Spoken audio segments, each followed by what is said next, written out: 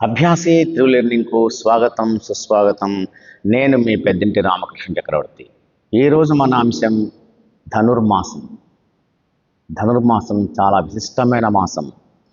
ధనుస్సు రాశిలో సూర్యుడు ఉండే కాలాన్నే ధనుర్మాసం అని అంటారు.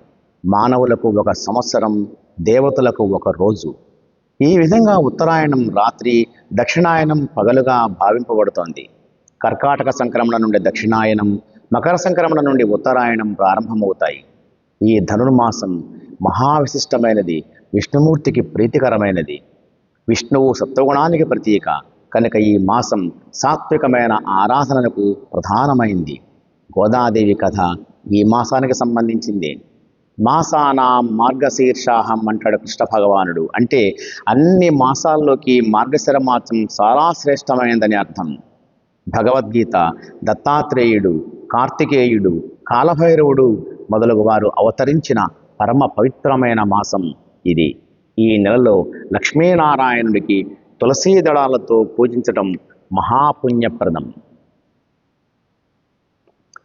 బ్రాహ్మీ ముహూర్తంలో స్వామివారికి పూజాధికాలు చేసి శ్రీ ఆండాళ్ అమ్మవారి దివ్య పాసురాలు చదివి పెసరపప్పుతో చేసిన కట్టె పొంగలి నైవేద్యం పెట్టి భక్తులకు పంచిపెడతారు. ఈ చలికాలంలో ఇదొక పోషకాహారం. తమిళనాడులోని శ్రీవిల్లిపుత్తూరులో విష్ణుచిత్తుడు అనే ఒక పూజారి ఉండేవారు. ఆయన రంగనాథ స్వామి దేవాలయంలో అర్చక స్వామి.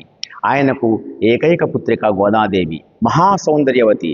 ఆమె తోటలోని రకరకాల సువాసన భరితమైన రంగురంగుల పూలు కోసి మాలలు కట్టి తాను మెడలో వేసుకొని అద్దంలో చూసుకొని మురిసిపోతూ ఆ పూలదండలన్నింటినీ కూడా తండ్రికి ఇచ్చేది. ఆయన విషయం తెలియక శేషశయనుడైనటువంటి ఆ రంగనాథుడికి వాటిని అలంకరించేవాడు. ఆ విధంగా గోదాదేవి ఆ రంగనాథుడి మీద అపారమైన ప్రేమను పెంచుకుంది. ఆయన్నే భర్తగా ఊహించుకుంది. ఒకనాడు మిగిలిన పూజారులు ఆ మాలల్లో ఒక పొడవైనటువంటి వెంట్రుకను గమనించారు.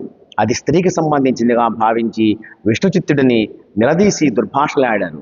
ఆయన ఇంటికి వెళ్ళి కుమార్తెనుడగ్గా ఆమె, అవును, నేను రంగనాథుడిని ప్రేమిస్తున్నాను అని చెప్పింది. ఆ విషయం విన్నటువంటి విష్ణుచిత్తుడు కూతురి మీద తీవ్రమైన ఆగ్రహాన్ని వ్యక్తం చేశాడు. అప్పుడే స్వామి ప్రత్యక్షమయ్యాడు. అవును, ఆమె ధరించి ఇచ్చిన ఆ మాలలే నాకు అత్యంత ఇష్టమైనవని చెప్పాడు. ఆ విధంగా స్వామి భోగి రోజున అందరి సమక్షంలో గోదాదేవిని వివాహం చేసుకున్నాడు.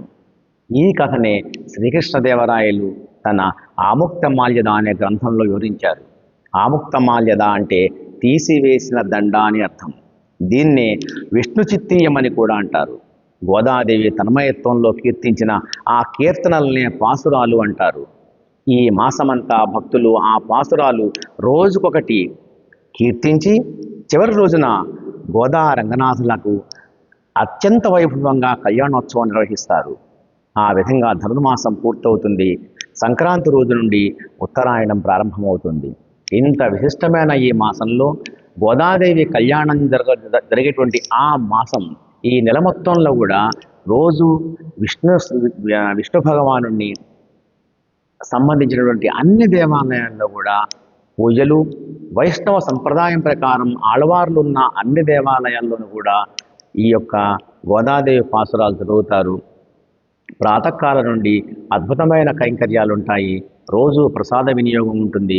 మీకు ఏమాత్రం అవకాశం ఉన్నా ధనుర్మాసంలో విష్ణు సంబంధ ఆలయాలను దర్శించండి.